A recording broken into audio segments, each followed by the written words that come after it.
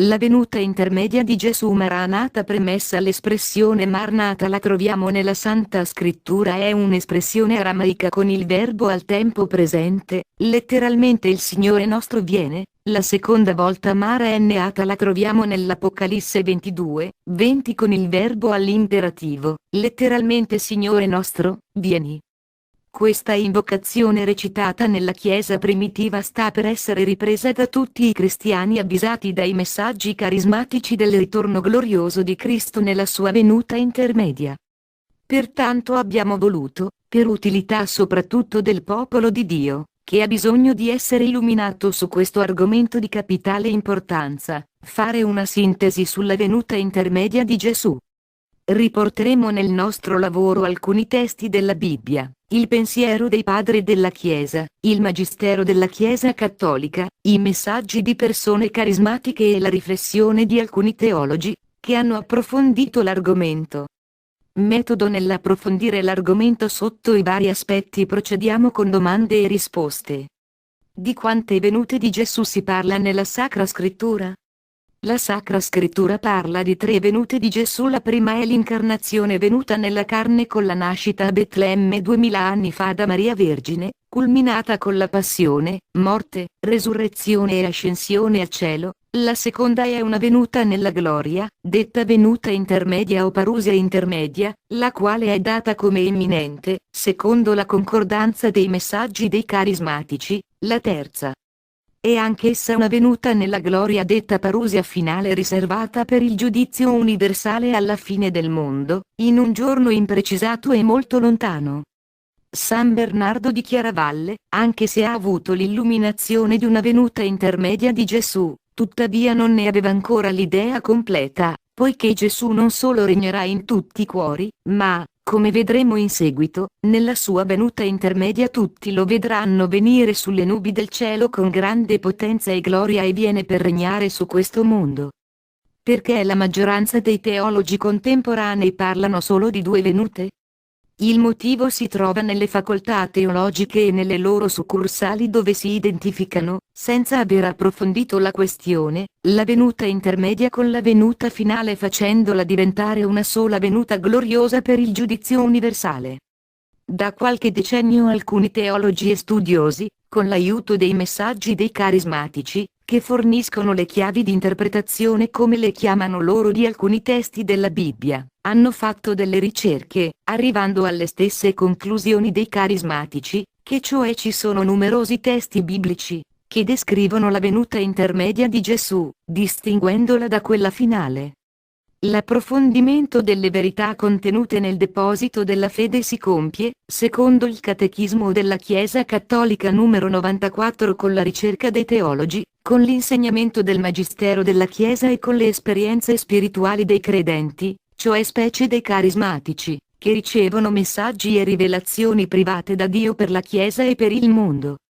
Ma purtroppo notiamo che i messaggi di persone con carismi straordinari e le loro testimonianze vengono prese in considerazione solo dal Papa Giovanni Paolo II, e da una piccola minoranza di vescovi, teologi e sacerdoti, sebbene la parola di Dio raccomanda a tutti di non spegnete lo spirito, non disprezzate le profezie, esaminate ogni cosa, tenete ciò che è buono. Che cosa rispondere a quei teologi che dicono che nei testi biblici non si parla della venuta intermedia di Gesù?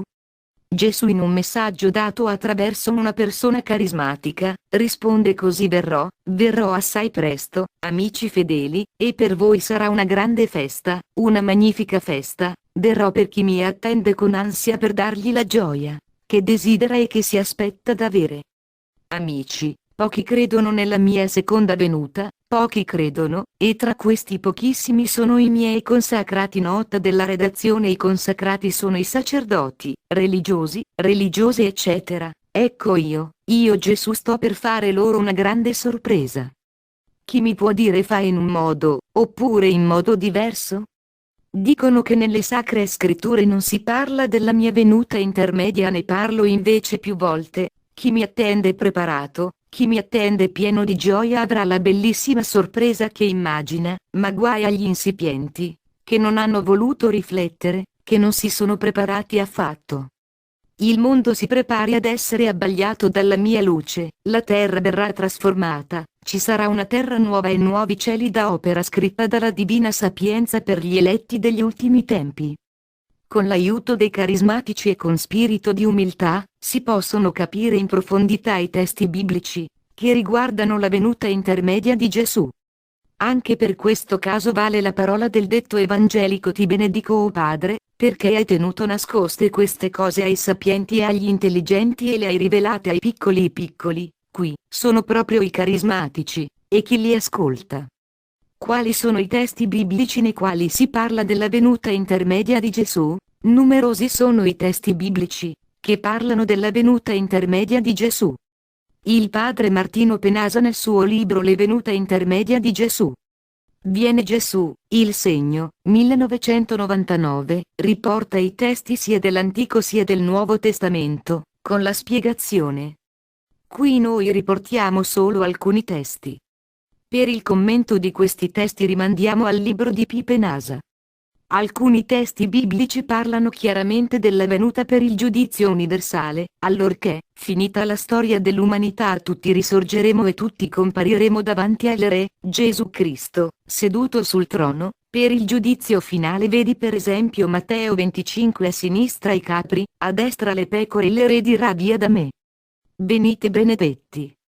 Altri testi biblici invece parlano di una venuta di Gesù in modo tale che fanno capire chiaramente che la storia dell'umanità continuerà ancora dopo questa venuta. Vedi per esempio Luca 18, 8, Matteo 24, 23, 41, Apocalisse 20, 4, 6, il testo di Matteo 24, 21, 41 ci dà la chiave per capire che ci sarà di sicuro la venuta intermedia di Gesù. Matteo 24, 21, 22 vi sarà allora una tribolazione grande, quale mai avvenne dall'inizio del mondo fino a ora, né mai più ci sarà, e se quei giorni non fossero abbreviati, nessun vivente si salverebbe, ma a causa degli eletti quei giorni saranno abbreviati. Questo testo non si riferisce alla distruzione di Gerusalemme nel 70 d.C., ad opera dei Romani, della quale si parla nei versetti precedenti Matteo 24, 15-20, infatti la descrizione di questa grande tribolazione si riferisce a qualcosa che riguarda il mondo intero e non solo alla distruzione di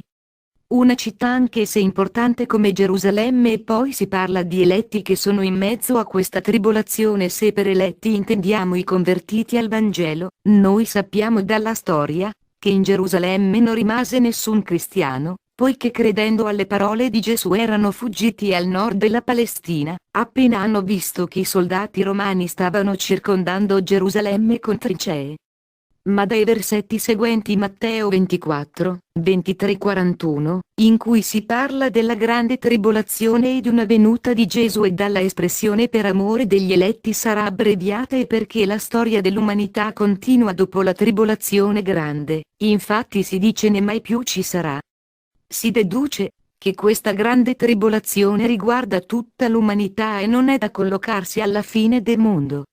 E neanche la venuta di Gesù, che viene descritta nel suddetto testo di Matteo 24, 23, 41 è da collocarsi alla fine del mondo, poiché viene descritta con modalità tali da far capire chiaramente che dopo questa venuta la storia umana continua. Due uomini saranno nel campo, uno sarà preso e l'altro lasciato. Alcuni messaggi dei carismatici autentici e attuali ci aiutano a capire che già siamo entrati in questa grande tribolazione, la quale si concluderà con la venuta intermedia di Gesù per instaurare il suo regno, qui su questa terra. E Gesù ritornando porterà la vera pace e la civiltà dell'amore. Per esempio nel messaggio della Divina Sapienza del 30 gennaio 2002 Gesù dice: eletti amici cari, sta giungendo il tempo della grande tribolazione, è già entrato, quello che non viene compreso con la prosperità verrà compreso con la carestia. Chi nella gioia mi ha girato le spalle? Cambierà quando giungerà il dolore. Nella interpretazione della Sacra Scrittura, dopo il senso letterale e senso spirituale di un testo biblico, si parla anche del senso pieno, sensus plenior, che è un significato più profondo di un testo biblico, voluto da Dio, anche se non chiaramente percepito dall'autore umano agiografo. Se ne scopre l'esistenza in un testo biblico quando viene studiato alla luce di altri testi biblici, che lo utilizzano nel suo rapporto con lo sviluppo interno della rivelazione. Gli esegeti dicevano Vetus Testamentum in novo patet, Novum Testamentum in vetere latet, cioè il Vecchio Testamento viene esplicitato nel Nuovo, il Nuovo Testamento nel Vecchio è già presente ma in modo nascosto. Questo medesimo principio del sensus plenior, secondo noi, esiste anche tra i testi della Bibbia e i messaggi dei carismatici autentici, anche se questi ultimi non hanno lo stesso valore della Bibbia. Sono infatti soprattutto esplicitazioni dei testi biblici e sviluppo dei semi già donati nella Bibbia, però hanno in comune la medesima fonte, lo Spirito Santo, il quale, come ha ispirato 2000 anni fa i profeti, gli evangelisti, gli agiografi, così ora ispira i profeti di oggi, i carismatici, e rivela loro il senso profondo di alcuni testi biblici, specialmente riguardanti la venuta intermedia di Gesù e la spiegazione di alcuni testi dell'Apocalisse, che altrimenti non sarebbero comprensibili senza l'aiuto dei messaggi dei carismatici.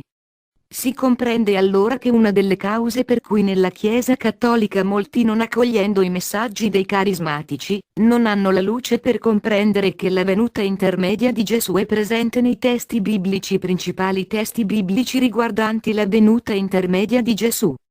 Luca: ma il figlio dell'uomo, quando verrà, troverà la fede sulla terra? Matteo: io Gesù vi dico d'ora innanzi vedrete il figlio dell'uomo seduto alla destra di Dio, e venire sulle nubi del cielo.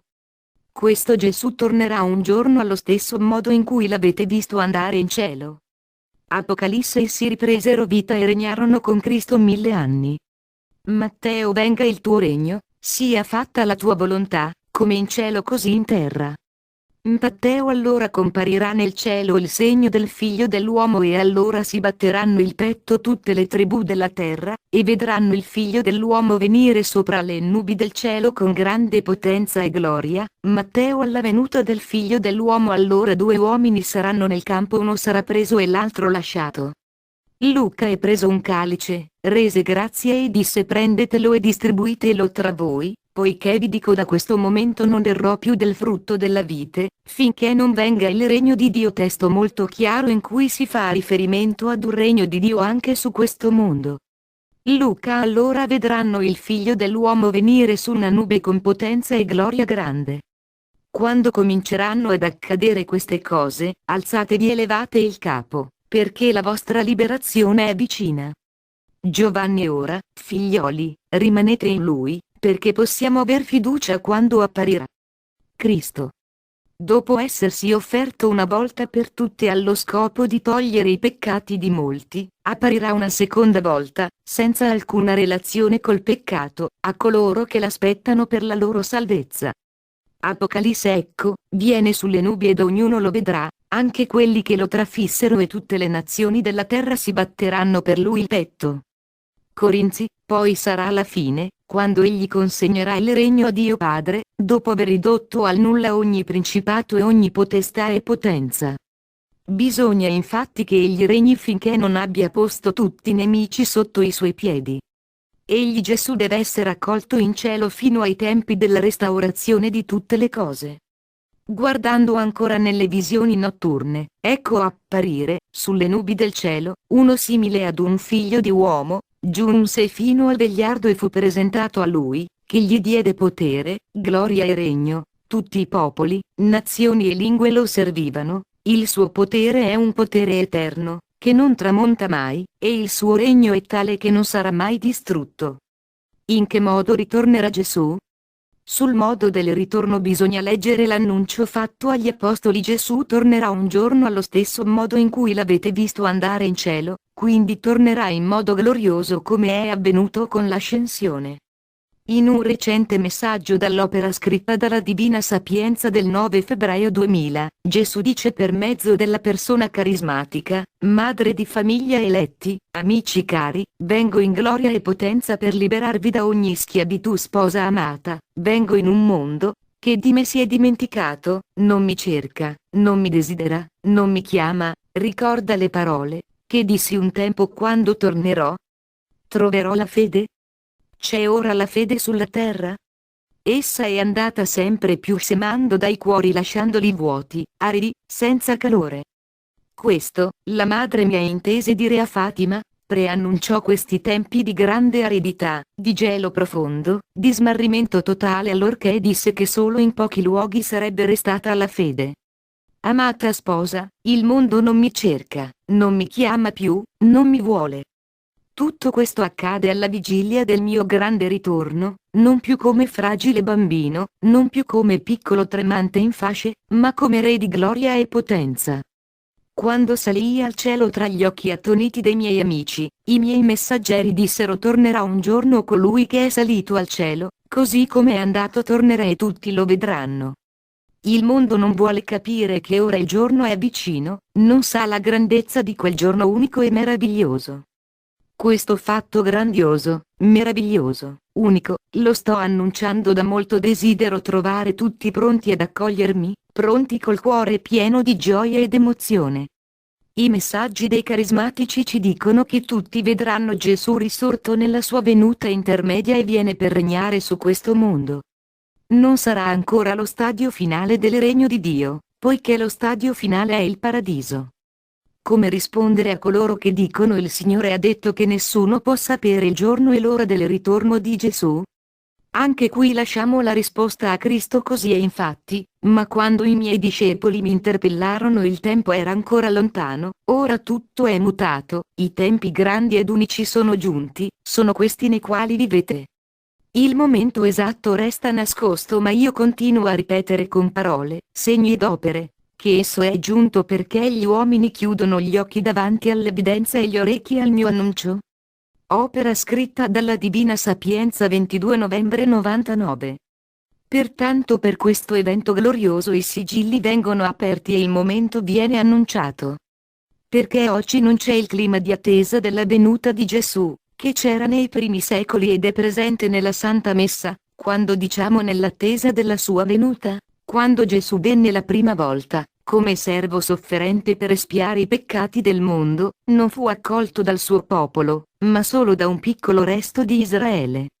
I capi del popolo ebraico e soprattutto i dottori della legge di allora, non avendo approfondito abbastanza i testi biblici, soprattutto del profeta Isaia, dove si parlava delle sofferenze di Cristo, attendevano un Messia glorioso nel senso politico e non spirituale, per cui non accolsero Gesù.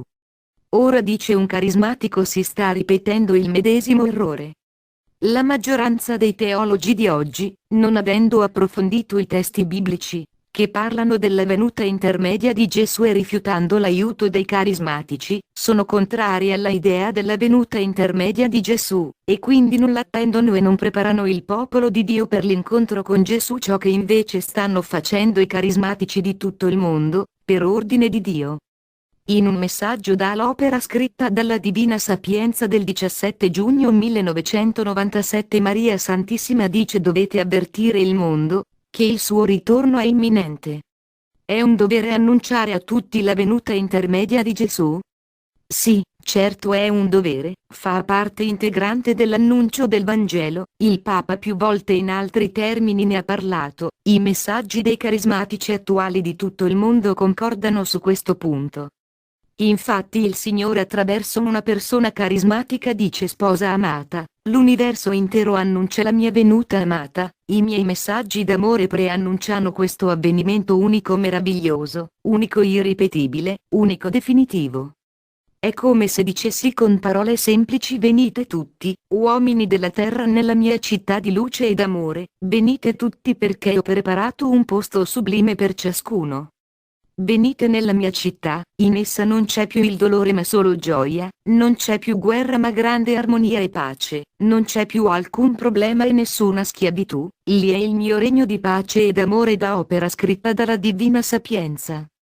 In un altro messaggio Gesù riafferma attraverso una persona carismatica ritorno che nessuno deve tener nascosto perché, se voi nascondete il mio annuncio, la luce vi accecherà prima ancora che io giunga sulla vostra terra. La venuta intermedia di Gesù rientra nel piano di salvezza di Dio? Sì, la venuta intermedia di Gesù rientra nel piano di Dio. Ce lo rivela la teologa per eccellenza, anzi la regina dei teologi, la Beata Vergine Maria, la quale nel messaggio del 24 dicembre 1997 dice: questa sua prima venuta Santo Natale raggiunge il suo pieno significato solo nella sua seconda venuta. Il mio divino bambino, che ora contemplate nel presepio e piange e trema per il freddo, un giorno ritornerà nella potenza della sua gloria divina e porterà alla sua pienezza il tempo e la storia. Il tempo e la storia avranno il loro compimento, con la sua divina e gloriosa presenza farà nuove tutte le cose. Voi vivete il mistero di questo secondo avvento, che vi prepara ad accogliere Gesù, quando tornerà a voi sulle nubi del cielo. Solo allora si compirà il secondo avvento, che voi state vivendo. Allora il tempo giungerà alla sua pienezza. Allora il cuore immacolato della vostra Mamma Celeste avrà il suo trionfo, nel definitivo e glorioso trionfo di suo Figlio Gesù. Ed inoltre in un altro messaggio 3 aprile 1994. Pasqua Maria Vergine dice: partecipate oggi alla gioia della vostra Mamma Celeste, che vive l'ora beata della risurrezione del Figlio Gesù, e la gioia pasquale, che entra nel vostro tempo e lo prepara al più grande avvenimento di tutta la storia. Poiché la risurrezione di Pasqua avrà il suo pieno compimento solo quando Gesù ritornerà nella gloria ad instaurare fra voi il suo regno, nell'adempimento da parte di tutti del volere del Padre e nella perfetta glorificazione della Santissima e Divina Trinità. Infine, poiché Gesù è il Redentore dell'uomo e ritornerà per restaurare tutte le cose, come si dice negli Atti, egli Gesù deve essere accolto in cielo fino ai tempi della restaurazione di tutte le cose. Lui riporterà l'uomo non solo al livello in cui si trovava nel paradiso terrestre prima del peccato originale, ma molto più in alto, poiché grazie a redenzione noi siamo diventati partecipi della natura divina nel battesimo e con nuovi doni. Una testimonianza carismatica conferma quanto detto. Gesù dice: io Gesù voglio concedere alle anime che in me si rifugiano tutto ciò che l'umanità ha perso per la sua continua ribellione. Ebbene, sposa cara, tutti questi magnifici doni che vedi qui attraverso i miei occhi, questi elargirò al resto, che mi sarà fedele fino alla fine.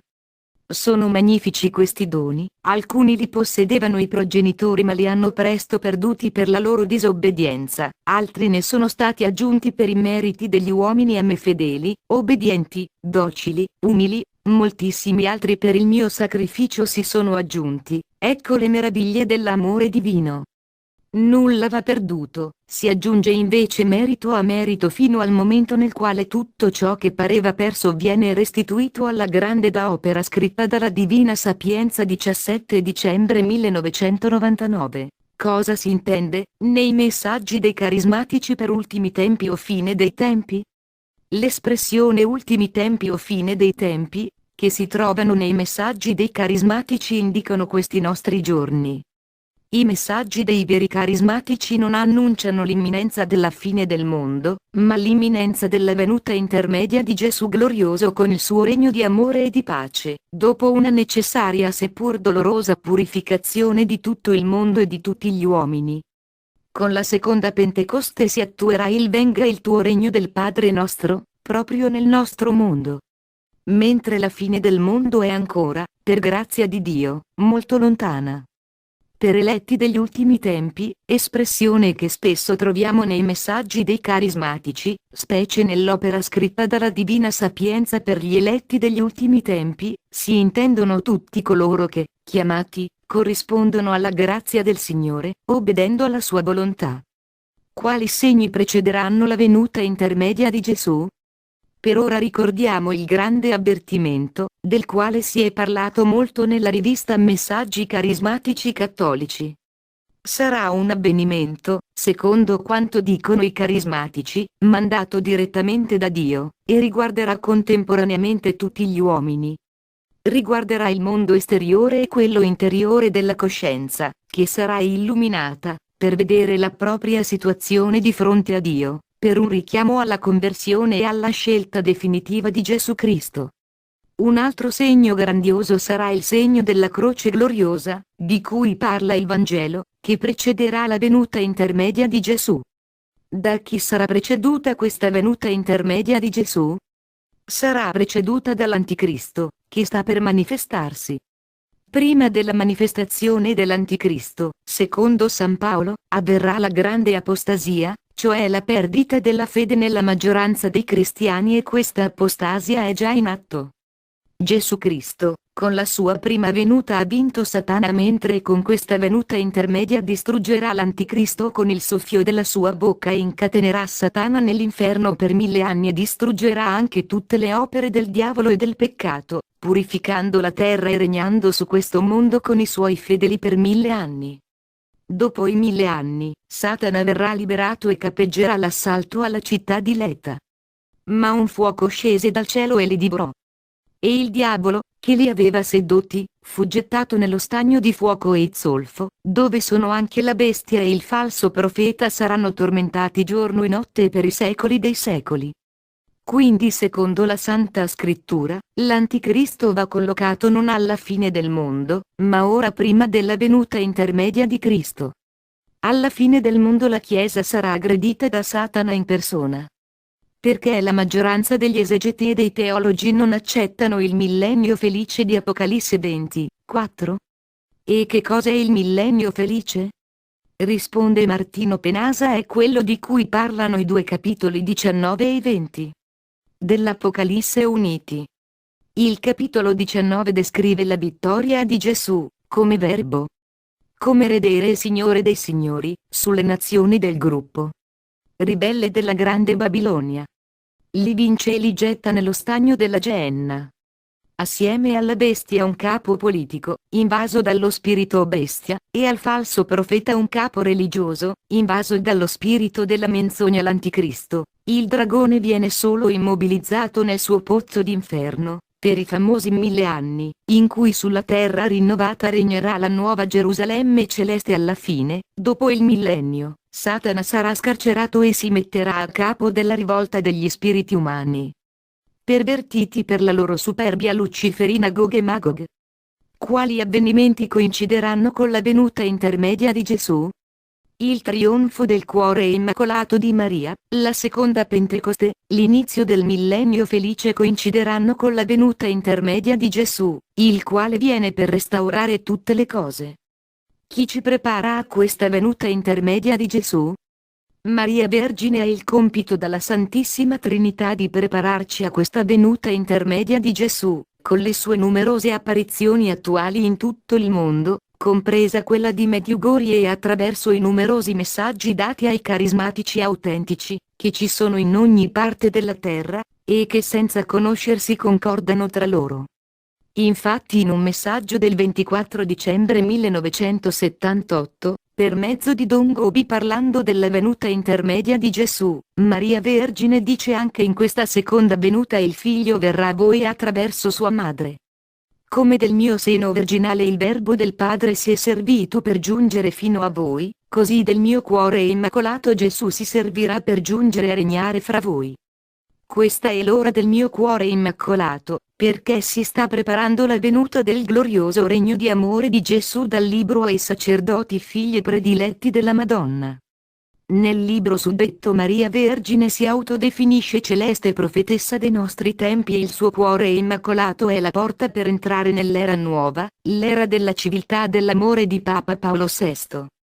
Maria Vergine assicura sempre nei messaggi contenuti nel libro citato che chi si consacra al suo cuore immacolato e vive la consacrazione, conserverà la lampada accesa come le vergini sapienti e potrà incontrare Gesù, lo sposo della Chiesa e di tutte le nostre anime, il quale sta per tornare. Come prepararsi alla venuta intermedia di Gesù? Con una pronta conversione e con una vita santa, invocando il Signore, con il desiderio del ritorno di Gesù e annunciando, senza paura, al mondo l'imminente venuta di Gesù. Quello che vogliamo raccomandare a tutti è di essere sempre preparati, con le lampade accese, cioè con la fede e le opere corrispondenti. Non sapremo mai né il giorno né l'ora precisa di questa venuta intermedia di Gesù. Tuttavia i segni, che il Signore ci ha dato nel Vangelo, e che ci sta dando in continuazione attraverso i carismatici attuali, ci dicono che questa venuta di Gesù è imminente. Fonte: veriprofetioggi.com